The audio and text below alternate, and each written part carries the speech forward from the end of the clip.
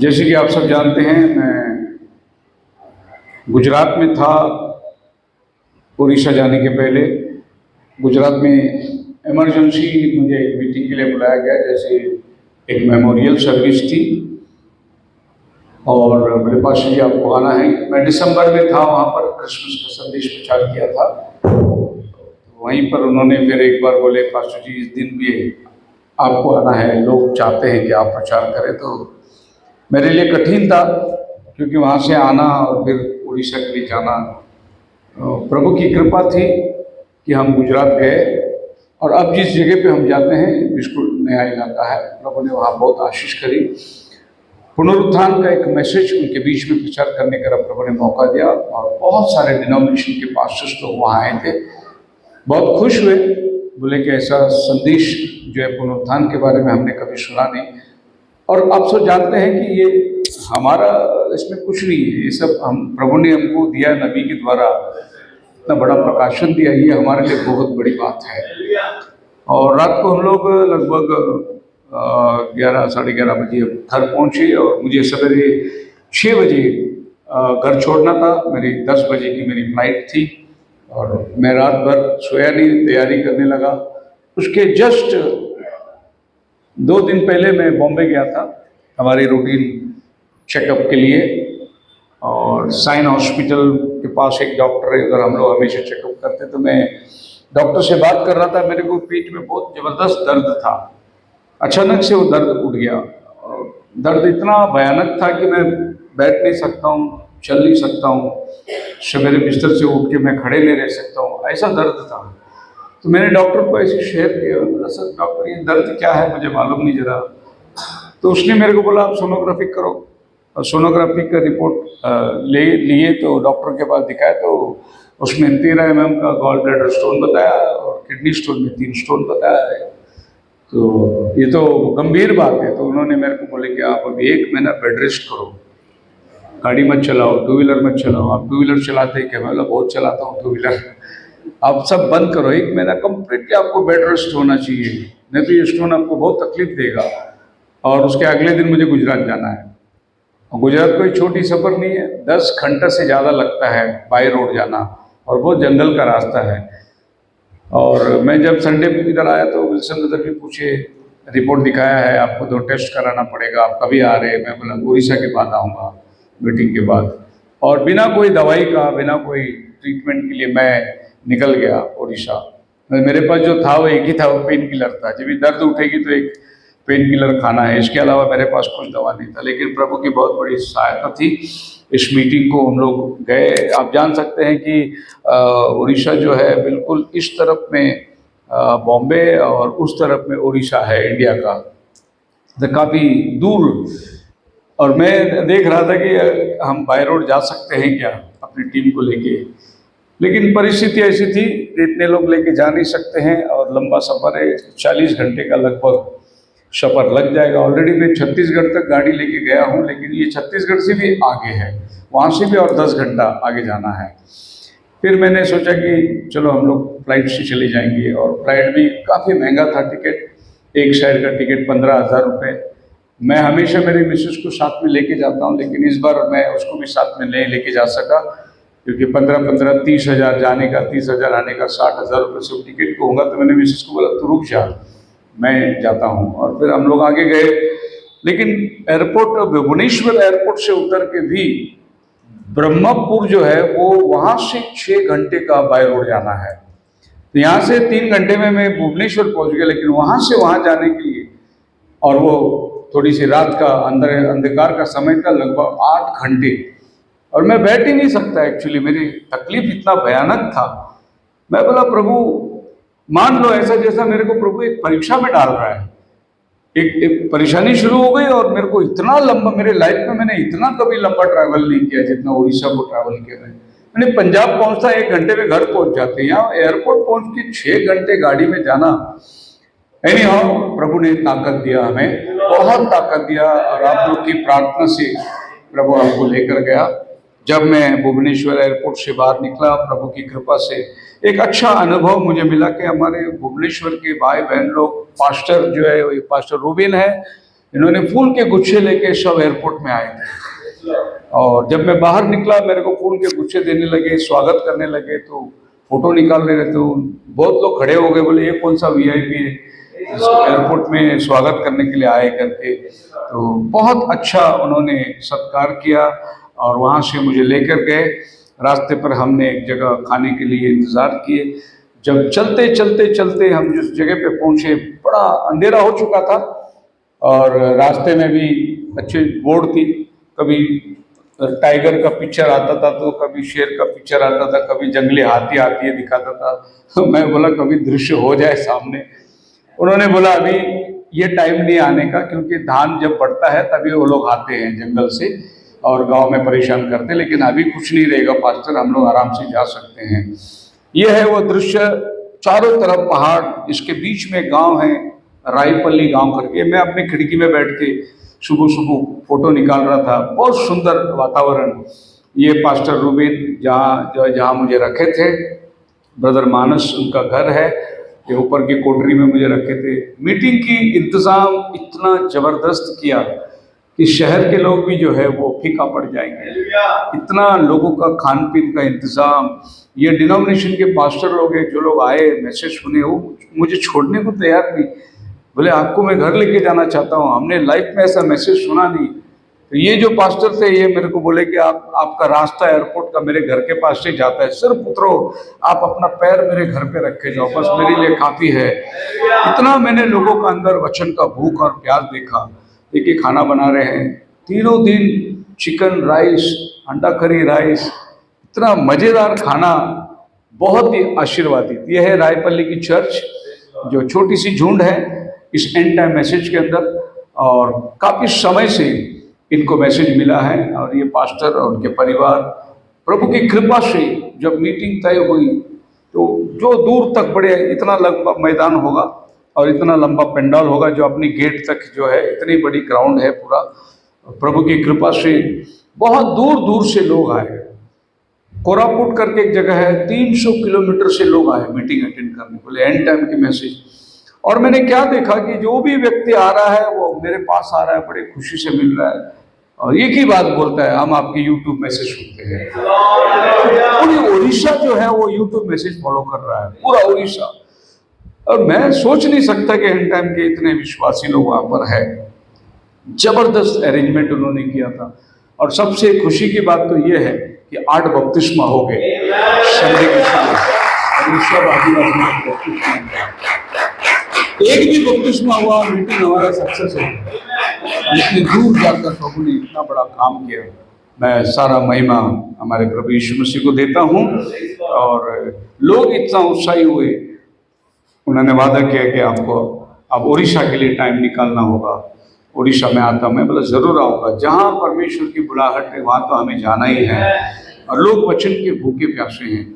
Literally sister लोग आकर मेरे पैर में गिरते थे, पैर पड़ते थे। बोले सिस्टर क्या कर रहे हो? बोले नहीं, हमने अभी तक आपको मोबाइल में देखा, आज सामने सामने देख रहे हैं हम लोग। कोई मेरे को 2 साल से फॉलो कर रहा है, कोई 4 साल से फॉलो कर रहा है। तो प्रभु की बहुत बड़ा अनुग्रह था। मुझे अपने आप में विश्वास नहीं हो रहा है कि ये मैसेज इतना दूर तक कैसे आया, और बिल्कुल आदि ट्राइबल एरिया के अंदर है, लेकिन इस मैसेज को इतना मजबूती से लोग पकड़े हैं। मैं शहर के लोग भी उनके सामने फीका पड़ जाएंगे, इतना वचन के भूखे प्यासे हैं। खुदा उनका नाम मुबारक हो। मैं वहाँ से जब निकला सुरक्षित अपने घर पहुँचा, मैं प्रभु को धन्यवाद दिया। और आज फिर एक संधि प्रभु ने हमें दिया है, आप लोग के सामने सुरक्षित लेकर आए, इतना लंबा जाकर। और 2 दिन पहले जब मैं वहाँ से आया उड़ीसा से, तो एक बात मेरे दिमाग में था कि मेरे को डॉक्टर ने बोला ऑपरेशन करना पड़ेगा। मैं बोला प्रभु मैं ऑपरेशन नहीं करूँगा, जो भी है वो स्टोन भी नहीं, प्रभु आप देखना, मेरी तो इच्छा नहीं है ऑपरेशन करना। तो किसी ने सलाह दिया कि आप आयुर्वेदिक दवा खाइए। मैं बोला ठीक है। तो हमने डॉक्टर के पास गए, आयुर्वेदिक दवा लिए। वो बंदे ने बोला कि स्टोन, किडनी स्टोन का स्टोन तो जो है आप पिघल जाएगा, लेकिन गॉल ब्लैडर का हम बोल नहीं सकते, उसके लिए तो आपको ऑपरेशन करना पड़ेगा, लेकिन हम दवाई देते हैं। मैं बोला कोई बात नहीं, आप दवाई दीजिए, फिर बाद में हमारा भी दुआ उसके साथ में रहेगी, प्रभु ठीक करेगा। एक ही डोज में रात को खाया, मेरा सारा पेन चला गया। उस दिन से आज तक पेन नहीं है। अब मालूम नहीं स्टोन है या नहीं है, मुझे नहीं मालूम, लेकिन प्रभु ने मुझे बड़ा चंगा किया। बहुत भयानक दर्द है, आप सहन नहीं कर सकते हो दर्द को, और इसमें ट्रैवलिंग करना, और मैं कभी अपने लोगों को किसी को बताया नहीं मेरे को क्या दर्द हो रहा है। मैंने बिल्कुल अपने आप को ऐसा प्रिटेंड किया कि मैं एकदम फिट है, और बस इतना है, मैंने खाने पीना बंद कर दी, खाना अवॉइड किया, खाली अपना ब्लैक कॉफ़ी चाय वो भी मैं उनसे नहीं मांगता था, मेरे पास सब अपना पास है, गर्म पानी करता है, कॉफ़ी डालता है, चाय बना के डी या ग्रीन टी बना के मैं पी कर ऐसे ही। पर प्रभु ने बहुत ताकत दिया। सरमन भी छोटा छोटा सरमन नहीं हुआ, 2.5 घंटे का सरमन हुआ है, क्योंकि ट्रांसलेशन भी था, बड़ा लंबा समय, और 11 बजे से लेके 1:45 बजे तक मैसेज करने के बाद भी वो बोलते थे जल्दी खत्म किया आप, और भी प्रचार करना था, और 2 सेशन, एक सेशन सुबह और खाना खाने के बाद 3 से 5 बजे दूसरा सेशन। तो आप समझ सकते हैं कि ऐसी दर्द में मैं समझता हूँ सिर्फ प्रभु ने मुझे मदद करी कि 4 घंटा खड़े रहकर उनके बीच में प्रचार करने का। बहुत लोग उत्सुक थे, बहुत आनंदित थे। आने वाले दिनों की कुछ मीटिंगें हैं, और मुझे कल फोन आया उड़ीसा से, दोबारा फोन आया, बोला पास्टर जी हमारे सभी पास्टर्स लोग मिलकर कहते हैं कि उनको वापस बुलाओ जल्दी से। तो मेरे पास तारीख अभी मार्च महीने तक तारीख नहीं है मेरे पास, तो उन्होंने अप्रैल का डेट ले लिया। सो अप्रैल 11, 12, 13 फिर उड़ीसा में कन्वेंशन है, 3 दिन का। अभी ये कन्वेंशन आप सबके लिए ओपन है, जिसको उड़ीसा देखना है आप लोग आ सकते हैं। रहने के लिए जगह भरपूर है, खाना पीना भरपूर है, खाली आपका आने जाने का इंतज़ाम आपको करना होगा। भुवनेश्वर बहुत बढ़िया जगह है और मौका है। उन्होंने कहा कि पास्टर जो भी लोग आना चाहते हैं आप साथ में लेके आओ। और इस बार जो है उड़ीसा के अनेक एंड टाइम के विश्वासी लोग एकत्रित आने वाले हैं। सारा महिमा हम प्रभु को देते हैं। फरवरी महीना हमारे लिए बहुत ही शुरुआत हो गई। 8 तारीख को वसई में एक चर्च अपने एंड टाइम के मैसेज में पास्टर मोसेस, उनकी बेटी की शादी है। ये सब लोग दिसंबर में गुजरात आए थे। जब गुजरात में उन्होंने मैसेज सुना, आज तक अपने माथे पे एक स्टैंप लगा हुआ है, पास्टर शेखर संदेश वाला नहीं है। तो बोले यार क्या संदेश वाला नहीं है? बोलते ऐसा संदेश तो हमने कभी नहीं सुना। वो बोले मेरी बेटी की शादी आपके हाथ से लगाना है। तो वसई में एंड टाइम के बहुत चर्चेस हैं, लेकिन प्रभु की कृपा से हम लोग कभी वहाँ अंदर गए नहीं, लेकिन ये पहला मौका है। 8 तारीख को प्रभु वहाँ पर अपना वचन को लेके जाएगा और ये शादी आशीर्वादित हो। 14 तारीख को अंबरनाथ के अंदर अपनी चर्च में एक शादी है, और फिर 18 और 19 तारीख को उसी जगह गुजरात में मीटिंग है। और आपकी मीटिंग जो है एक शादी है, और वहाँ ने उन्होंने बोला कि शादी आपने पढ़ना है, और 2 दिन की मीटिंग होगी। 18 तारीख की शाम और 19 तारीख की शाम 2 मीटिंग होगी, और लगभग 4000 लोग रहेंगे हमारी शादी में। और हम चाहते हैं कि एक शादी का मैसेज भी आपकी तरफ से हो जाए। क्रिसमस का मैसेज हो गया, जन्म का मैसेज हुआ, बाद में मैयत का एक मैसेज हो गया, अभी शादी का मैसेज लेके जा रहा हूँ। सो प्रभु इस गुजरात को दिसंबर में हो गया मीटिंग, जनवरी भी हो गया, अब फरवरी भी टारगेट हो गया। सो 18 और 20, 19 तारीख को गुजरात से आते आते 20 तारीख को मैं निकलूंगा पंजाब, और पंजाब में 20 तारीख से लेकर 28 तारीख तक पंजाब में कन्वेंशन है। फिर वैसे ही जैसा मैं उड़ीसा जाके आया वैसी परिस्थिति है। 7 और 8, 9 तारीख को गुजरात में एक जगह डांग डिस्ट्रिक्ट, वहाँ पर एक बड़ी कन्वेंशन की तैयारी कर रहे हैं। इन्होंने अभी मेरे से डेट लिया जब मैं अभी गुजरात में था, जहाँ मार्च में वाटवी नाम गांव नवापुर में अपनी मीटिंग होती थी। वहाँ में 5-6 हज़ार लोग से ज़्यादा लोग इकट्ठे होते थे। लेकिन उससे भी बड़ी मीटिंग जो है इस डांग डिस्ट्रिक्ट में होने वाली है, जहाँ उन्होंने कहा कि पास्टर 20,000 से 25,000 लोग रहेंगे इस मीटिंग में। वो पूरी डांग डिस्ट्रिक्ट जो है विश्वासी लोग हैं। बोले कि 25,000 लोग ऐसे आ जाएंगे मीटिंग के अंदर। प्रभु की कृपा है। बोले इस बार कन्वेंशन में आप प्रचार करने वाले हैं एंड टाइम मैसेज। मैं प्रभु का धन्यवाद देता हूँ। ये मार्च के 7, 8, 9 तारीख इस मीटिंग में भी आप लोग आ सकते हैं। वाक्य गुजरात देखने जैसा है।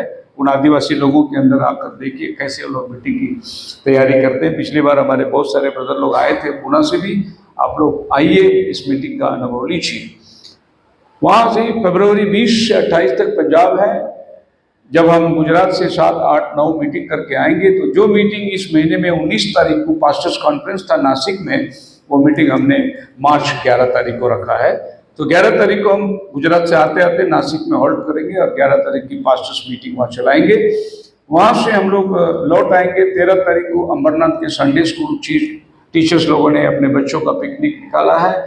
और 27 तारीख को, ये मीटिंग नोट करना, 27 तारीख को भोसरी में आचार्य अत्रे हॉल पिंपरी में काली ब्रदर्स लोग मीटिंग लगा रहे हैं। पूरा दिन का सभा है। इस मीटिंग में आप सब लोग आइए। उन्होंने काफ़ी दिन से मेरे से डेट मांग रहे थे, तो ये एक डेट उनको मिल गया, 27 मार्च भोसरी में। प्रभु का अनुग्रह हो, पुणे शहर भी इस वचन को सुनने के लिए। वो बोले हम सब डिनोमिनेशन वाले को बुलाएंगे एंड टाइम मैसेज सुनने के लिए। अल्लाह प्रभु का नाम को धन्यवाद करते हैं। अप्रैल 11, 12, 13 उड़ीसा की मीटिंग फिक्स है। अब इन सारे मीटिंगों के लिए आप अपनी प्रार्थना में याद रखें। और ये मनुष्य की मतलब हम अपनी ताकत से नहीं कर सकते, ये प्रभु ही चलाएगा और प्रभु ही इन मीटिंगों को आशीर्वाद करेगा। मुझे चाहिए आपका सपोर्ट, आपका प्रार्थना, आपका सहयोग। बस हम प्रभु के नाम के लिए झंडा लेके आगे बढ़ने की तैयारी है। खुदावन आप सबको बड़ी आशीष दें। हम लोग वचन के अंदर जाएंगे। इस समय जो वचन हमने पढ़े थे उसके लिए हम लोग प्रार्थना करेंगे। खुदा वापस मानी पढ़े गए वचन को तो आशीष कर, और आज शाम अपने बच्चों से तो बातें कर।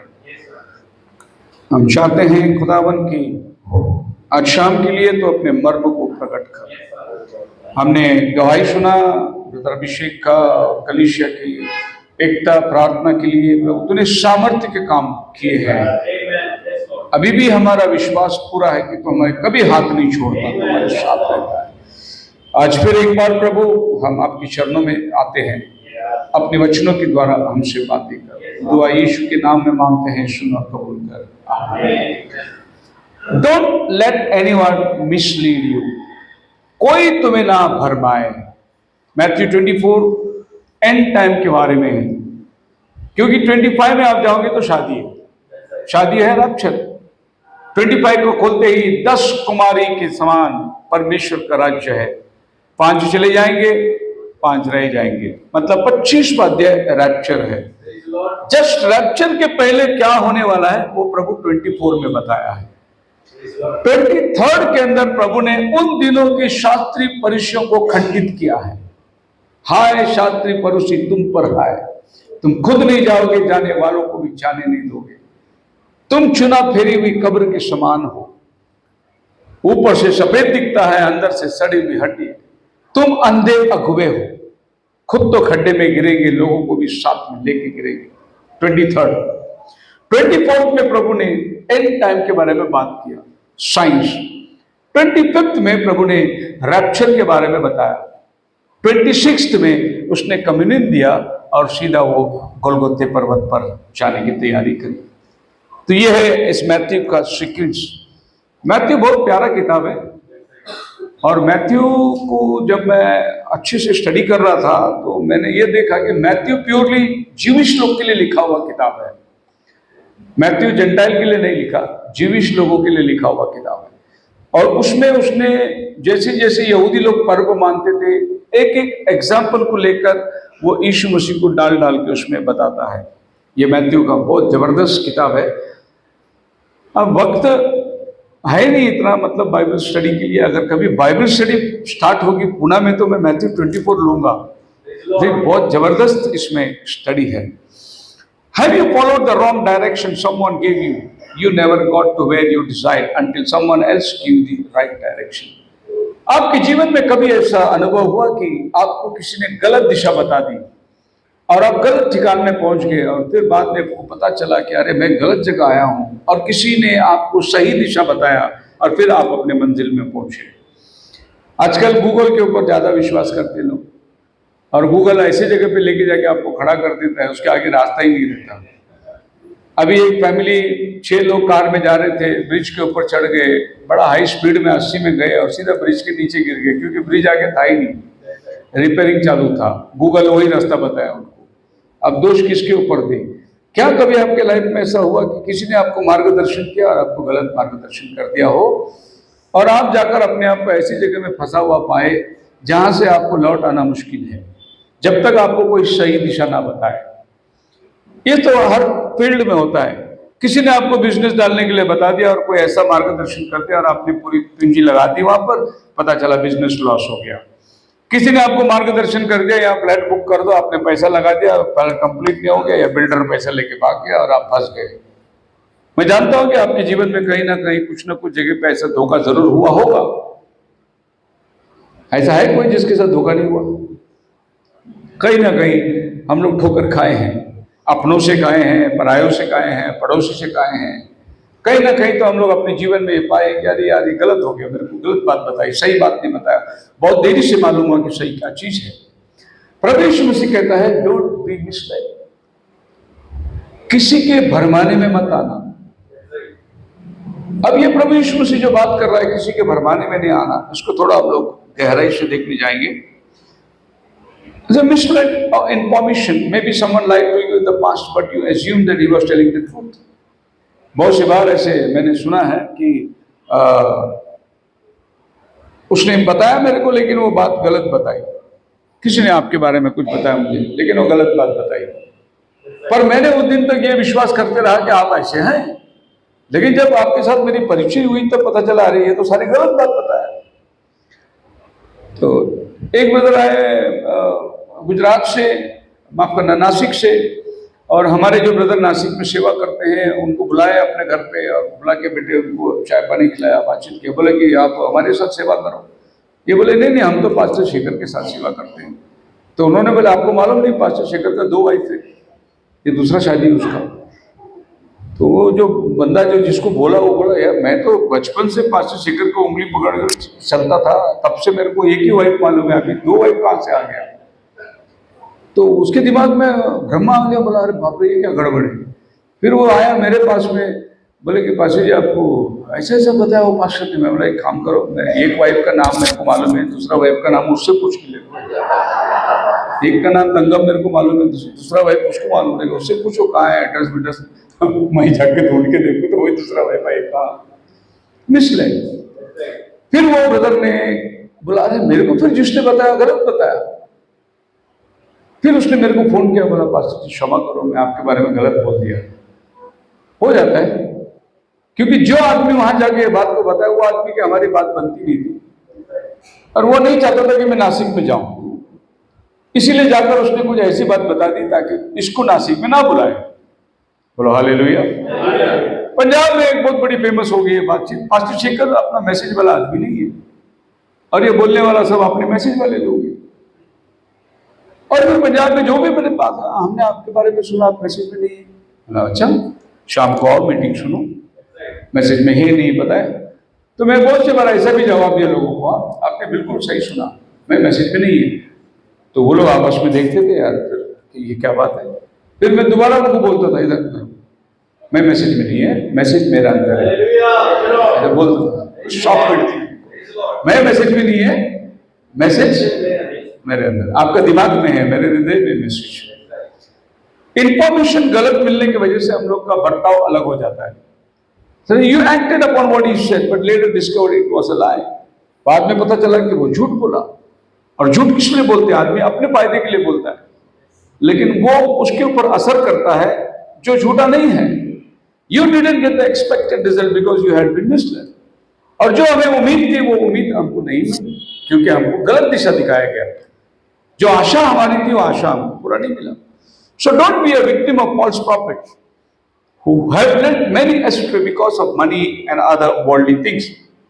आप ऐसे प्रोफेसी के पीछे मत जाइए जो लोग अपने स्वार्थ के लिए कुछ भी आपको बोल दे और आप उसको मान लें और वो अपना फायदा करके चली जाए, और आपको पता चला कि आपको एक गलत दिशा में लाके खड़ा कर दिया है। They do not serve our Lord Jesus Christ, but their bellies and personal interest. ये बात आज की नहीं है। पौल ने रोमकरा 16 अध्याय 18 वचन में लिखा है, ये अपनी पेट की सेवा करते हैं। क्योंकि ऐसे लोग हमारे प्रभु मसीह के नहीं, परंतु अपने पेट की सेवा करते हैं। हाँ, अभी ने अपने पेट की सेवा करते हैं। इसका मतलब ये है कि पेट की सेवा करने वाले लोग भी हैं जो खुदा की सेवा नहीं, अपने पेट की सेवा करते हैं। ऐसी भी कोई सेवा है जिसको हम लोग बोल सकते हैं। 1 Corinthians chapter 15:33 कहते हैं, do not be deceived, bad company corrupts good morals. भरमाने में मत आना, बुरी संगति अच्छे चरित्र को बिगाड़ देती है। बोलो हालेलुया। आप मेरे साथ हैं?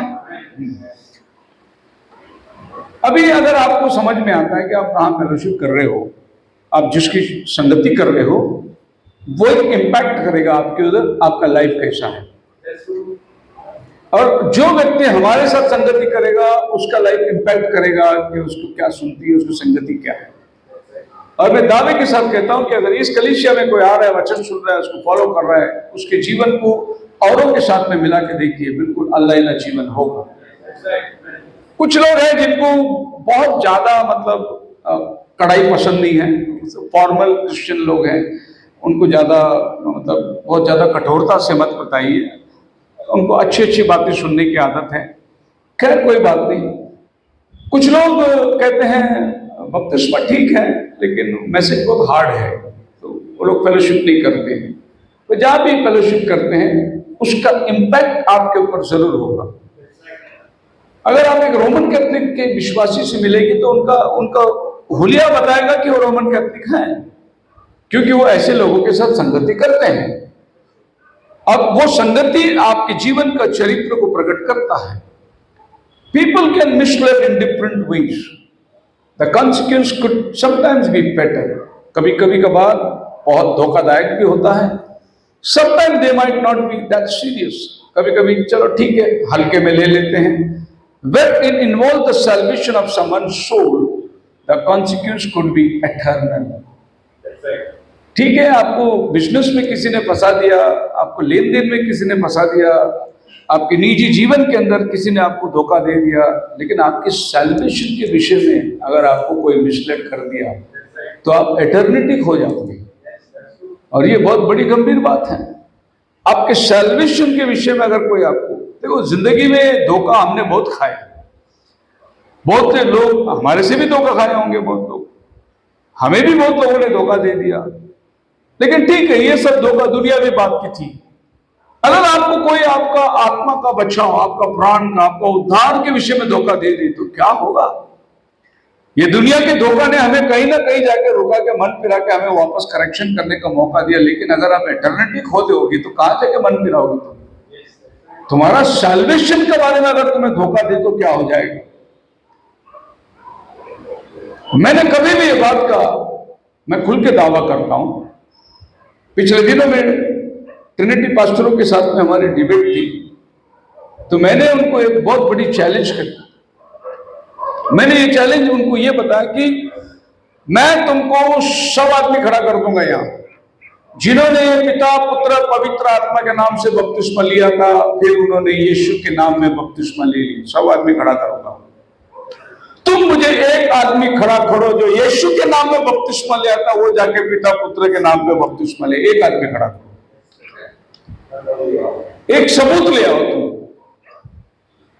क्योंकि यीशु के नाम का बपतिस्मा के बाद एक आदमी कभी भी ये पछतावा नहीं होगा कि मैं गलत कर लिया। लेकिन पिता पुत्र पवित्र आत्मा का नाम का बपतिस्मा लेने वाला को बाद में करेक्शन मिल गई, वो यीशु के नाम में बपतिस्मा ले लिया। मेरे पास गवाह के गवाह भरे पड़े हैं। आप मेरे को एक सबूत दे दो कि तुमने ये आदमी को जो ट्रिनिटी वाला, वन गॉड वाला यीशु का नाम, इसने बपतिस्मा लिया। एक सबूत दे दो। आज तक कोई ट्रिनिटी वाला दे नहीं पाया। आप मेरे साथ हैं? मतलब ये खाना खाने वाला फिर किधर भी जाके खाना नहीं खाएगा, उसका पतन होगा, वो शराब में गिर जाएगा, वो प्रभु में नहीं रहेगा, लेकिन वो जाके दूसरे संस्थाओं को कभी ज्वाइन नहीं करेगा। क्योंकि ये चीज ही ऐसा है, ये अल्टीमेट शिक्षण है, इसके ऊपर कुछ है ही नहीं। और ये जो है यही मूल शिक्षण है। प्रभु यीशु मसीह कहता है यूहन्ना 14:6 के अंदर, यीशु ने उससे कहा, मार्ग और सत्य और जीवन नहीं है, बिना मेरे द्वारा कोई पिता के पास नहीं पहुंच सकता। और कोई रास्ता है ही नहीं जहां आप जा सकते हैं। प्रभु का राज्य पाने का एक ही जरिया है, प्रभु यीशु मसीह, वही मार्ग है। बाकी किधर भी जाके स्नान करके आओ, किधर भी जाके डुबकी मार के आओ, कितना लाखों रुपए दान करके आओ, जो करना है करके आओ, बाल दे के आओ, मुंडा के आओ, कुछ भी करके आओ, उद्धार का मार्ग एक ही है। मैं मार्ग, सत्य और जीवन। बोलो हालेलुया।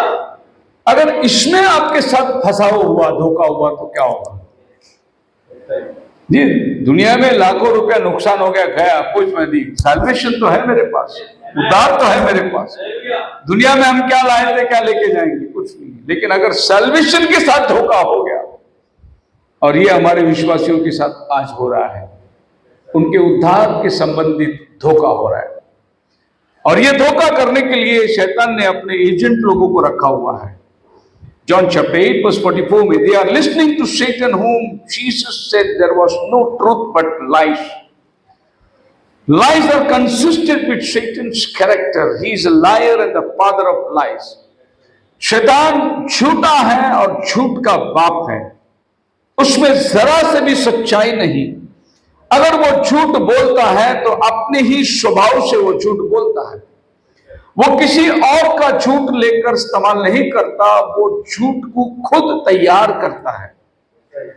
अगर आपने झूठ बोला तो किसी और ने आपको झूठ बोलने के लिए मजबूर किया होगा, इसलिए आपने झूठ बोल दिया। आपने किसी को बोल दिया कि मैं आपको 10,000 रुपए दूंगा, आपको किसी ने बोला था कि मैं दूंगा, उसने आपको झूठ बोला, इसलिए आप भी इधर झूठा ठहर गए। ऐसा झूठ आप कर सकते हैं, लेकिन शैतान किसी का झूठ लेकर झूठ को नहीं बनाता, वो खुद झूठ का बाप है। उसका मैन्युफैक्चरिंग उसके पास ही है। अरे झूठ, लोग झूठ को तैयार करते हैं, मालूम है, विचार बैठ के। झूठ का फैक्ट्री है उनके पास में, और उनका लाइफ झूठा ही झूठा है, मुंह खोलता तो झूठ ही बोलेंगे वो लोग। सो प्रभु कहता है कि तुम शैतान से क्या अपेक्षा कर सकते हो सिवाय झूठ का? उसके पास से तुम कुछ भी अपेक्षा नहीं कर सकते। मैथ्यू चैप्टर 4 वर्स 4 के अंदर, you will recall that he fight with Jesus after fasting for 40 days and 40 nights. He wanted to mislead Jesus and even twisted the word of God by saying, शैतान वचन को ही लेकर उसको थोड़ी सी twist करके, यीशु को भी नहीं छोड़ा उसने, उसके पास भी गया परीक्षा लेने के लिए। 40 दिन के उपवास के बाद शैतान जा रहा है उसको परखने के लिए, थोड़ी मिसलीड करने को जा रहा है उसके पास। क्या मिसलीड कर रहा है पता है? यदि तू परमेश्वर का पुत्र है तो इस पत्थर को रोटी बना। एक्चुअली ये संभव है उसके साथ। शैतान कोई आपके पास में अनोखी बात नहीं करेगा, वो आपके दिमाग में जो बात आ सकती है कर सकते हैं। अगर तू परमेश्वर का पुत्र है तो कर सकता है, पर यीशु ने किया नहीं, तो शैतान ने यीशु को मिसलीड करने की कोशिश करी। Jesus knew the scripture very well and applied to each of his lies appropriately with the word of God. तो उसके झूठ को लेकर यीशु मसीह ने सत्य को उसके सामने रखा, वचन के सहारे बिल्कुल सही बातों को उसके सामने रखा। शैतान बोला कि इस पत्थर को रोटी बना, क्योंकि अभी 40 दिन हो गया तुझे भूख लगा है। यीशु मसीह कहता है कि मनुष्य केवल रोटी से नहीं जिएगा, बल्कि परमेश्वर के मुख से निकला हुआ वचन से जिएगा। ये बातें डिट्रोनॉमी 8 अध्याय उसका 3 वचन में जब प्रभु ने आसमान से मन्ना खिलाया, तब मूसा ने बोला था, ये मन्ना सब देख के तुम ताजुब मत हो जाओ, ये मन्ना तुम आज खाओगे कल भूखा हो जाओगे, लेकिन जीवन की रोटी है, वो परमेश्वर का वचन है। वहां मूसा ने जो बात करी थी वही बात को यीशु मसीह यहां लेकर शैतान को बोल रहा है कि मनुष्य केवल रोटी से नहीं जिएगा। तुम्हारे बाप दादा जंगल में मन्ना खा के मर गए, लेकिन जो मुझे खाएगा वो कभी मरेगा नहीं, यदि मर भी गए तो भी वो पुनरुत्थान में जी उठेगा। The first temptation Jesus said it is written man shall not live by bread. पहली परीक्षा के अंदर प्रभु यीशु मसीह ने बोला ऐसा लिखा है कि मनुष्य केवल रोटी से नहीं जिएगा। अब शैतान ये कोशिश कर रहा था कि यीशु मसीह जिस काम के लिए आया है उसको थोड़ी सी डाइवर्ट कर दे।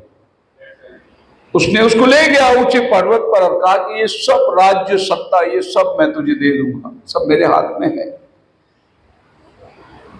मतलब आप जिसको जीतने के लिए आए, आपको क्यों क्रूस पे चढ़ना है, क्यों इतना तकलीफ उठाना है, मैं ऐसे आपको देने को तैयार हूं। पर यीशु मसीह ने उसको फिर से वचन के साथ, तू अपने परमेश्वर की परीक्षा ना कर, वचन से ही सामना किया। देखो शैतान का सामना आपको वचन से ही करना है। आप अपने बुद्धि को इस्तेमाल करोगे, शैतान आपको बेच के आएगा। उसके साथ में अगर आप वचन इस्तेमाल करोगे तो वो फंस जाएगा। क्योंकि वचन परमेश्वर का दिया हुआ जीवन है। यूहन्ना 8:32 में लिखा है, तुम सत्य को जानोगे, सत्य तुम्हें आजाद करेगा। सत्य तुम्हें आजाद करेगा। शैतान के पास सत्य है नहीं, वो झूठ का बाप है, लेकिन परमेश्वर का वचन सत्य है। लूक 21 में प्रभु यीशु मसीह ने फिर से कहा, take heed that you do not be deceived. बहुत से लोग मेरे नाम में आएंगे, मैं मसीह हूं, तुम फंसा मत जाना। और वो टाइम अभी नजदीक आ गया है कि बहुत से लोग अभी मसीहत के अंदर फंसाने वाले काम कर रहे हैं। Therefore do not go after them. उनके पीछे मत जाना। Let nobody mislead or deceive you. You have been told save from being misled. प्रभु यीशु मसीह ने आपको चेतावनी दिया है, किसी के भरमाने में मत आना। बोलो hallelujah. First John chapter 4 verse 6 talks about the spirit of truth and the spirit of error. तो दो आत्मा के बारे में बाइबल बात करती है, सत्य की आत्मा और ब्रह्म की आत्मा, और दोनों के पास में एजेंट है। So the spirit of truth and spirit of error, दोनों का एक आत्मा है और दोनों के पास में एजेंट है, क्योंकि आत्मा को एक शरीर चाहिए वापरने के लिए, और दोनों के पास में। सो सत्य का आत्मा अपनी एजेंट को इस्तेमाल करेगा और झूठ का आत्मा अपनी एजेंट को इस्तेमाल करेगा। जब इनका आमने सामने मुठभेड़ होता है, तभी तो आपको समझ में आएगा कि कौन सी आत्मा से ये प्रभावित है। तो सत्य की आत्मा सत्य के वचन को लेकर बात करेगा, झूठ की आत्मा झूठ के वचन को लेकर बात करेगा। अब ये दोनों स्पिरिट को अगर आमना सामना करना है, तो एक वो और एक ये, इनको आमने सामने लेके आएगा, तब पता चलेगा कि इनके अंदर कौन सी आत्मा और उनके अंदर कौन सी आत्मा है। प्रेरितों के काम 20 अध्याय उसका 30 वचन पढ़ के देखिए। तुम्हारे बीच में से भी ऐसे मनुष्य उठेंगे जो चेलों को अपने पीछे खींच लेने को टेढ़ी। तुम्हारे बीच में ऐसे लोग हैं, बिवेयर ऑफ फॉल्स टीचर्स। तुम्हारे बीच में गलत शिक्षण देने वाले लोग हैं। सो पौल कहता है कि वे लोग अपनी स्वार्थ को पूरा करने के लिए सेवा करते हैं। अब ऐसे लोगों से आपकी बहुत मुठभेड़ होगी, और हो सकता है कि अगर आपने अपने जीवन में कहीं ठोकर खाई हो तो बहुत नुकसान पहुंच गया होगा। अभी अभी मेरे पास एक जन प्रार्थना के लिए आए थे, मैंने आपको उसकी गवाही भी बताई होगी। अन्य जाति लोग थे और उनका लड़का का कुछ प्रॉब्लम हो गया। उसके पिताजी कोई बाबा बुआ को घर पे लेके आए, उसके लिए प्रार्थना करे। उसने 25,000 रुपये लिया। लड़का का तबीयत और खराब हो गया, और उसको मालूम पड़ा वो प्रार्थना के लिए अमरनाथ लेकर आया। प्रार्थना किया गया, उसी दिन प्रभु ने उस लड़के को छुटकारा दिया और बोले मैं आपको कुछ दान देना चाहता हूँ। मैं बोला वो ऑफरिंग बॉक्स में डाल दो। बोले आप नहीं लेते? मैं बोला मैंने थोड़ी चंगाई दिया मैं लेने के लिए, चंगाई मेरा प्रभु नहीं दिया।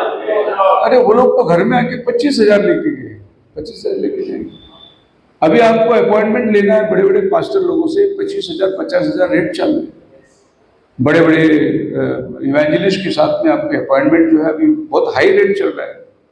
जैसे सीजन में टिकट बढ़ता है, ऐसा अभी का सीजन जो है इवेंजलिस्ट लोग का बहुत बड़ा रकम है। एजेंट लोग बीच में काम करते हैं, हम आपको डायरेक्ट मिला के देंगे। तो दोनों को एक स्पिरिट चलाती है। प्रभु ने बोला डोंट बी मिसलेड। अभी अभी हाल ही बहुत बड़ी इवेंजलिस्ट की परिस्थिति बनी ही, लाखों लोग इसके फॉलोवर्स थे। वो खुलेआम आकर अभी टीवी में इंटरव्यू दे दिया कि मैं बहुत लोग को धोखा दिया।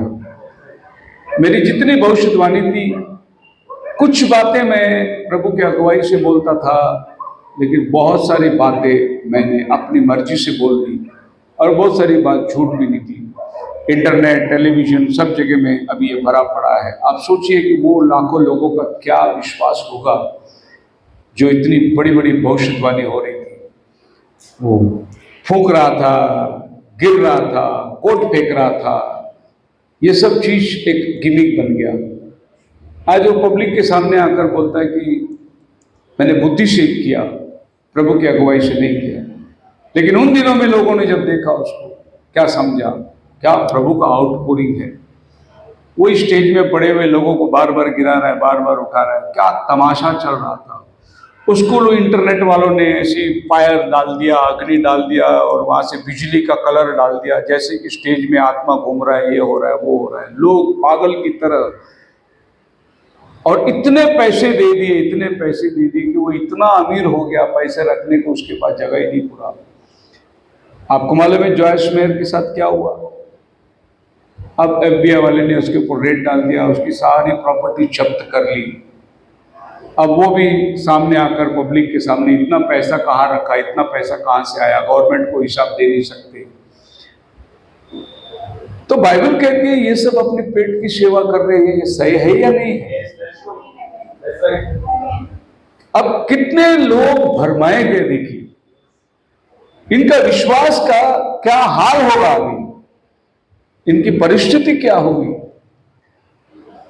अब ये जो फेमस कामों को लेकर, जो पॉपुलैरिटी को ढूंढ के जो कर रहे हैं, ये निश्चित रूप से एक दिन जाकर ऐसे मुक्के पर खड़े हो जाएंगे जहां पब्लिक को पता चलेगा, अरे आज तक हमने झूठ को फॉलो करते आए हैं, इसमें जरा भी सत्य नहीं है।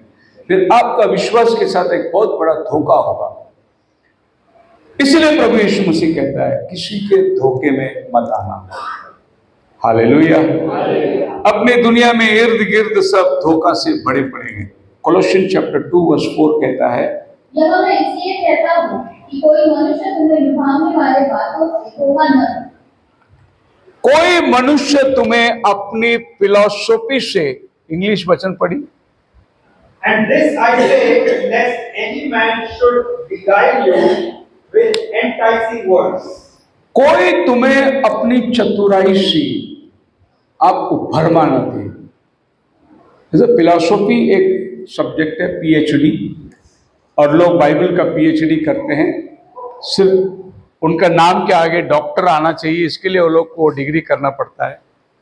जो भी आदमी PhD किया वो अपने नाम पे डॉक्टरेट करके लिख सकता है, डॉक्टर सो एंड सो। तो अभी मसीही दुनिया में बहुत फेमस है, बहुत लोग डॉक्टर है बन गए क्योंकि PhD की उन्होंने। और PhD हर एक अलग अलग चीज का है, रिलीजियस PhD भी है, बाइबल का PhD भी है। पौल बोलता है PhD से संभल के रहो। कई लोग PhD करके तुम्हें भरमाना दें। Praise the Lord. खैर, अभी मैंने दुनिया की बात करी, दुनिया में ऐसा हो रहा है। आइए हम लोग एंड टाइम मैसेज में आएंगे। एंड टाइम मैसेज के अंदर कितने लोग PhD को संभाल कर रहे हैं, आप पता है?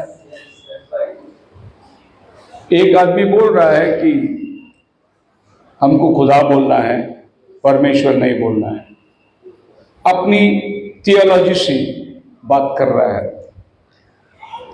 Let nobody mislead you. Don't listen to strange doctrines or teachings. अभी तक बचपन से हम लोग बहुत सारे शिक्षण को देखते आए, लेकिन अभी जो शिक्षण आ रहे हैं बड़ा अजीब सा शिक्षण आ रहा है।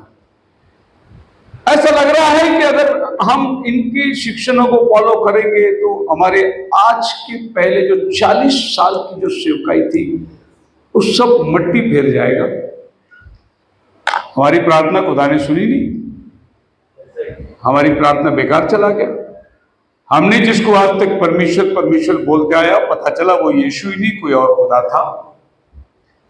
स्ट्रेंज डॉक्ट्रिन्स अभी मैसेज बिलीवर्स लोग के अंदर आ गई, और आपको पता नहीं प्रभु की देह जो है, जिसको हम लोग ब्राइड बोलते हैं, उसका कितना नुकसान हो रहा है, इसका अंदाज आप नहीं लगा सकते। Hebrews chapter 13:9 में पौल कहता है, which have not profited those who were occupied them. प्रभु ने अपने अनुग्रह के द्वारा हमारा बचाव किया है, न कि हम लोग लुभावने वाली बातों से।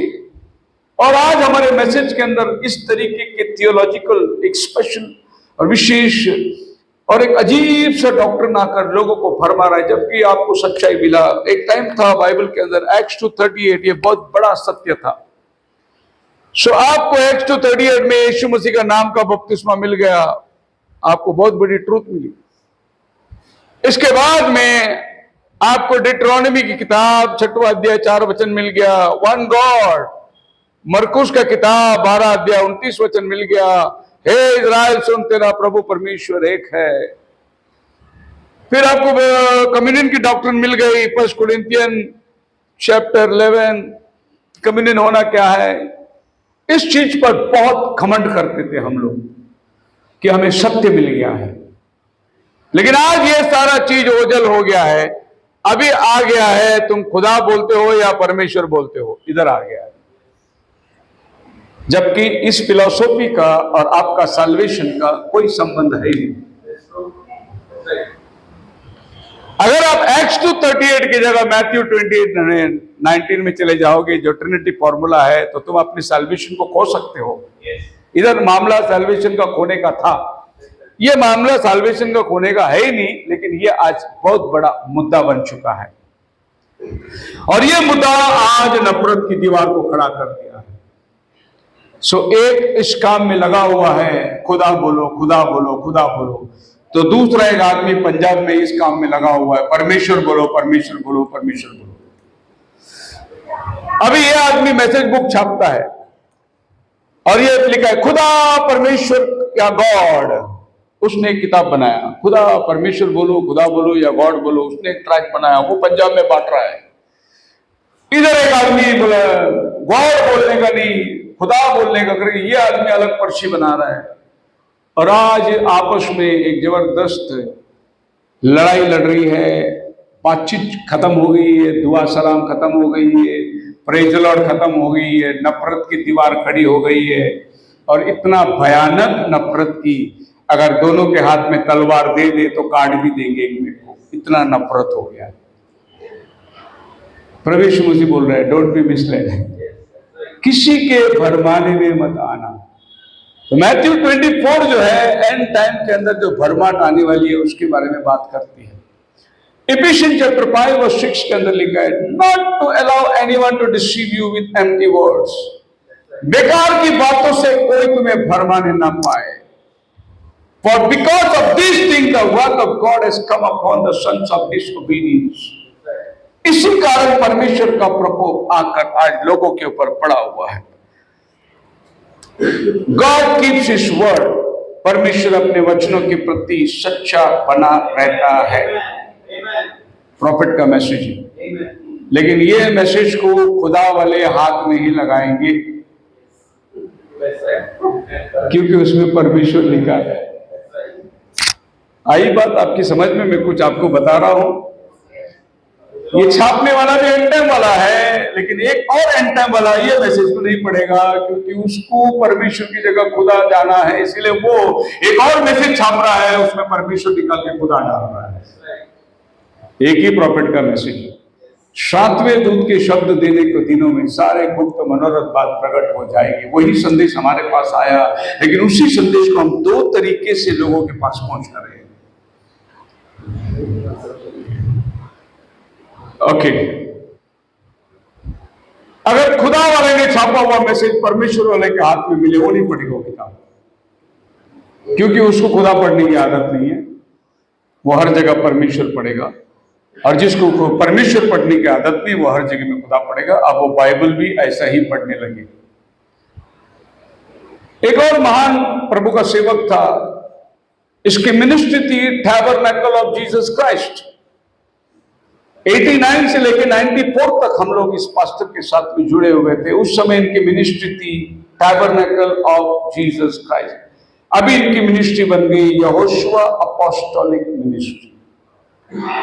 अब ये यहोशुआ नाम को लिया है, बारगांव से एक नई डॉक्ट्रिन आई। अभी यहोशुआ का नाम पे जबरदस्त टीचिंग चल रही है, और अभी यहोशुआ का डॉक्ट्रिन को सिद्ध करने के लिए उनको पूरी अल्फाबेटिक ला के अभी चर्च में सिखाना पड़ रहा है। इब्रूस में ये अलेप होता है, ये वाह होता है, वो या होता है, ये द होता है करके अभी प्रीची सैल्वेशन को छोड़कर इधर उतर गई। ग्रामर का स्टडी चल रहा है अभी सब जगह।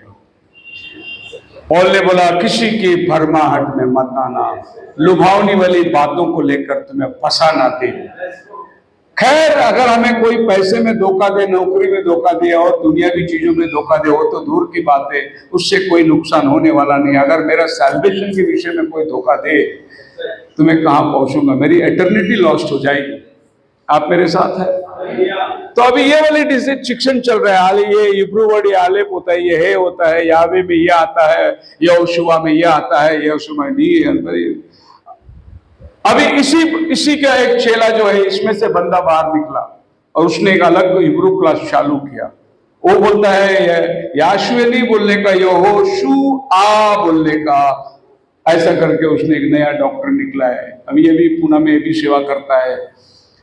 ये वही उसी का बंदा है। उसने जो डॉक्टर लाया था वो याशुए, वैसा वो डॉक्टर लाया था। ये बोला नहीं, ऐसा नहीं है, ओरिजिनल में यहोशुआ, वापस एक ऐसे डालना है करके इसने एक अलग चर्च चालू किया। अभी ये बड़ा एक फेलोशिप चल रहा है, याशुए मसाया फेलोशिप। इसका टैबरनेकल है, होली टैबरनेकल मिनिस्ट्री। अभी ये पूरी हिब्रू क्लासेस चल रहा है। शैतान ने आत्माओं को बचाने का जो काम था, जो लोग नरक के रास्ते पे चल रहे हैं उनको उद्धार में लाने का काम था, वो काम से इनको हटाकर इनको हिब्रू क्लास चलाने का काम पे लगा दिया। परमेश्वर का राज्य मार खा रहा है, जोर पड़ रहा है परमेश्वर के राज्य में। इसीलिए प्रभु यीशु मसीह ने मत्ती 24 में कहा, डोंट बी मिसलेड, किसी के भरमाने में मत आना। अभी अभी हम लोग ने, इनका बेटा गुजर गया था पिछले हफ्ते, हम उनके बेटे के मैयत में गए थे।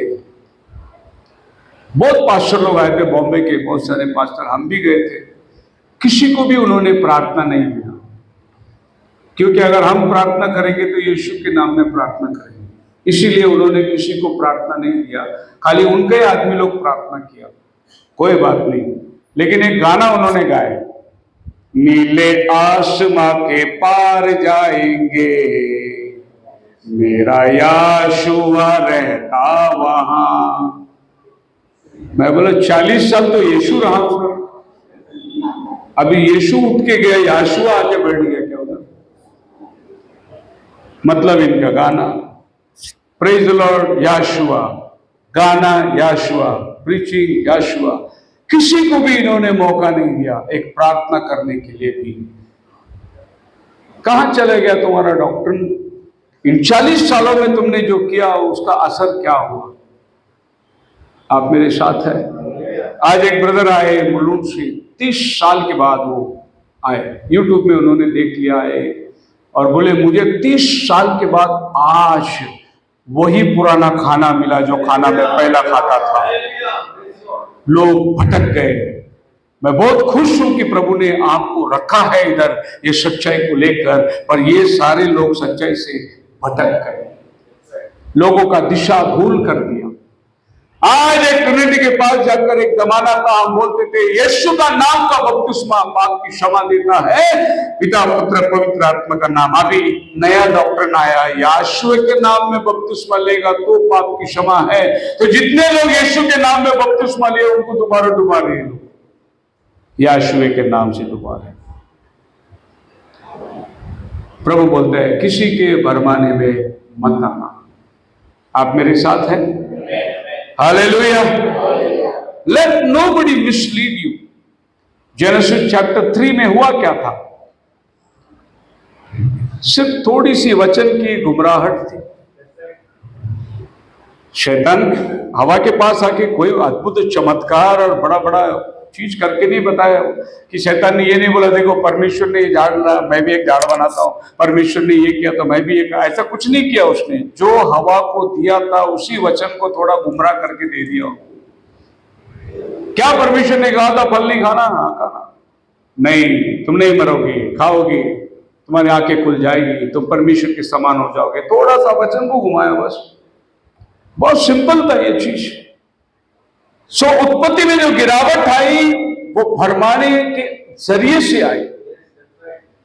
और कोई चीज अगर शैतान हवा के सामने करके बताता तो हवा नहीं मानती थी, लेकिन उसने देखा कि जिस बात पर ये विश्वास कर रहे हैं उसी वचन को थोड़ा सा घुमा के दे दे तो बात बन गया और शैतान यहां पर कामयाब हो गया।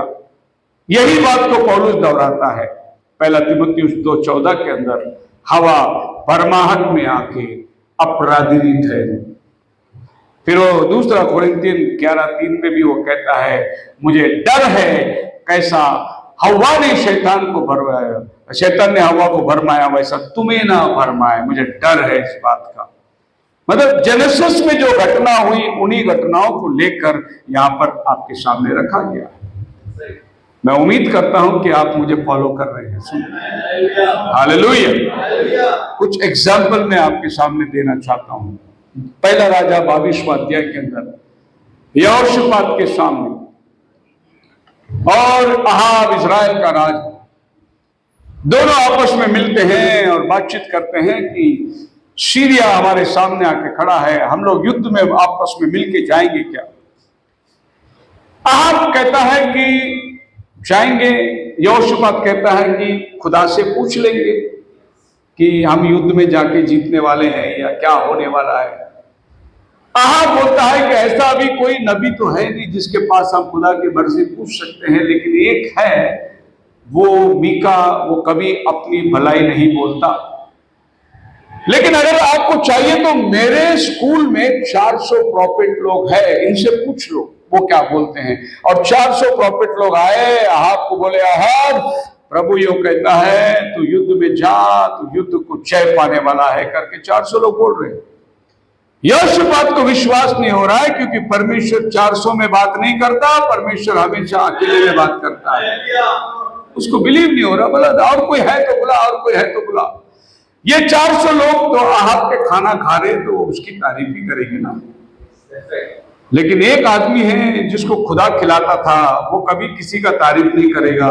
उसके पास जाके बोला कि ऐसी ऐसी बात है, उसने बोला जो प्रभु बताएगा मैं वही बताऊंगा। और वो आकर सीधा खड़ा हुआ बोला, राजा तू कल मर रहा है, मैं देखता हूं। युद्ध तो हारने की बात है, तू कल मरने वाला है। आप मुड़ गया, बोला देखा मैंने बोला तो ये कभी मेरी खुशहाल की बात नहीं कहता, ये हमेशा मेरे खिलाफ बात करेगा। लेकिन ये 400 लोगों ने आपको बोला जा राजा तो जय पाएगा, जस्ट मिसलेड, थोड़ी सी भरमाहट दे दी और राजा अहाब जाकर मौत खत्म, राज्य समाप्त हो गया। Just misleading. आप मेरे साथ हैं? सो प्रभु यीशु मसीह अगर आपको वार्न करता है तो बहुत जबरदस्त चीज है जो आपको वार्न कर रहा है। गॉड फॉरबिड, यिर्मयाह ने कहा संभल के रहना, don't let any spiritual leader cause you to err and lead you on the path to destruction. प्रभु ने बोला मेरे नबी लोग ऐसी बातें करते हैं जो मैंने नहीं कहा, झूठ बोलते हैं, वो अपनी ओर से बोलते हैं, तुम उसको मत सुनो। प्रभु ने वार्न देते देते चले आए। बहुत सी बार में ये वार्निंग आपको मिला है, it will cost you your spiritual depth, तुम भरमाट के अंदर आ जाओगे। जिसको प्रभु यीशु मसीह ने भी यही बात निकाल कर कहा कि किसी के भरमाट में मत आना। यिर्मयाह chapter 5:30 says, love the truth not lies, सत्य से प्रेम करो, झूठ से प्रेम मत करो। Jeremiah 5:30 में an astonishing and horrible thing has been committed in the land, the prophets prophesy falsely। प्रभु बोलता है कि इस भूमि पर इजराइल के अंदर एक बहुत भयानक चीज चल रहा है, और भयानक चीज ये है वो झूठी भविष्यवाणी कर रहे हैं। ये भयानक चीज है, और आज सब जगह के अंदर झूठी भविष्यवक्ता, झूठी भविष्यवक्ता, झूठी बातें, सिर्फ अपना नाम को ऊंचा करने के लिए, पैसे कमाने के लिए प्रभु का वचन को गुमराह करके लोगों को गलत शिक्षणों पर मजबूर किया जा रहा है। आज हमें डर नहीं है बिजनेस से, गवर्नमेंट से, और कोई आतंकवादी से या और कोई चीजों से हमें किसी का घबराहट नहीं। हमें डर आज है वचन के गुमराहट से डर है, क्योंकि ये आपका सैल्वेशन आपसे छीन सकता है। If you are a born again Christian, obey the word and follow holy spirit. अगर आप नया जन्म पाए हुए विश्वासी हैं तो आप वचन का पीछा करो, पवित्र आत्मा की सुनो। It's not everything people tell you is truth. हर बात जो लोग कहते हैं वो सच्चाई नहीं है। Many sound good, but it may be true. In your relationship, family, business, social ministry, let nobody mislead you. आपके निजी जीवन के अंदर, आपके बिजनेस के अंदर, आपके परिवार के अंदर आपको कोई धोखा ना दे, गलत बातें डालकर आपको प्रभावित ना करे। Jeremiah chapter 17:9 says, the heart is the deceitful of all the things. अपने हृदय की रक्षा कर अधिक से, क्योंकि सबसे अधिक धोखा देने वाला वही है। Only God and anyone he who tells us what is in the person's heart can know it. You could have been misled in the past. Prevent recurrence. Be carefully considered. हो सकता है इसके पहले, इसके बाद या इसके पहले वो समय आपने धोखा खाए होंगे, लेकिन आज फिर एक बार परमेश्वर की चेतावनी आपको मिलता है, किसी के भरमाने में मत आना। एक बहुत बड़ा सत्य आपको मिला है, हमको मिला है, इस सत्य को पकड़ के रहना। खुदावन आपको आशीष दे। प्रार्थना करें। सब लोग खड़े हो जाएंगे प्लीज।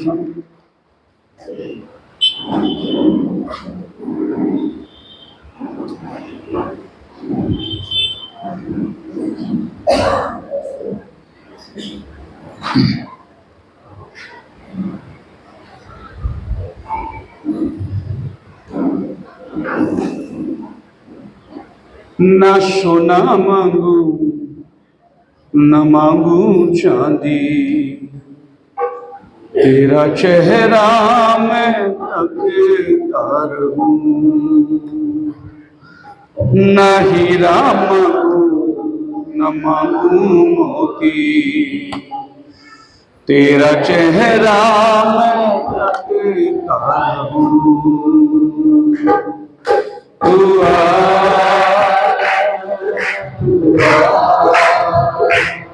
रूह पाक तू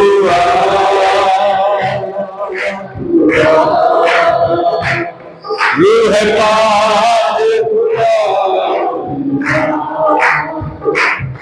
ना सोना मांगू न मांगू चांदी, तेरा चेहरा मैं ना हीरा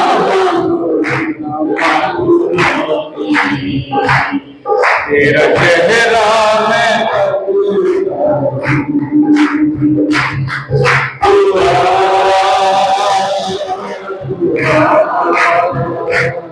रूह पाक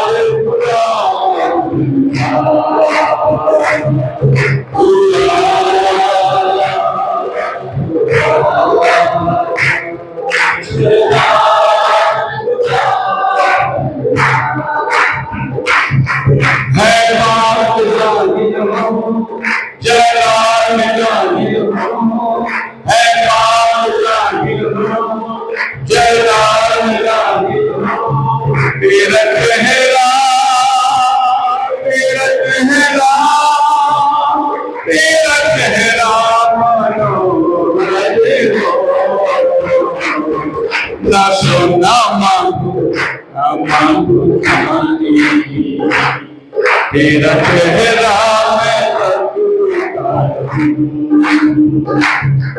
ना हीरा मांगू न मांगू मोती, तेरा चेहरा मैं तकदार हूँ।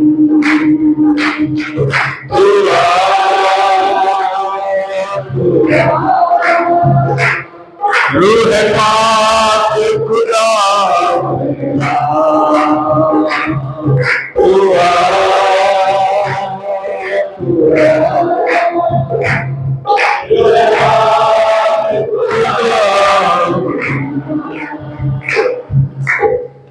खुदा पशमानी आपने हमें पहले से ही चेतावनी दिया है कि अंतिम दिनों में बहुत सारे भरमाने वाले लोग आने वाले हैं। और आज हम क्या देखते हैं प्रभु, इतना बहुमूल्य संदेश तूने हमें दिया है। इस नबी के संदेश में भी बहुत सारे भरमाट आ चुके हैं। कोई क्या कह रहा है, कोई क्या कह रहा है। प्रभु तो अपने दुल्हन की रक्षा कर और इस भरमाहट से तू लोगों को बचा, हमारी सुरक्षा कर। अब हम दुनियावी बातों से नहीं घबराते हैं प्रभु, ना धंधे से, ना काम से, ना नौकरी से हम घबराते हैं, क्योंकि ये दुनियावी चीज हमें कोई बिगाड़ नहीं सकता। लेकिन हमारा सल्वेशन से संबंधित बातों से हमें सावधान रहना बहुत जरूरी है, क्योंकि अंतिम समय में लोग तुम्हें परमाहट के अंदर लेकर जाएंगे। दुआ मांगते हैं तो अपनी दुल्हन की रक्षा कर, सबको संभाल। सारा महिमा गौरव तुझको देते हैं प्रभु। कलीसिया को तो आशीर्वादित कर। छोटी सी प्रार्थना यीशु के नाम में मांगते, सुन और कबूल कर। Hallelujah hallelujah hallelujah.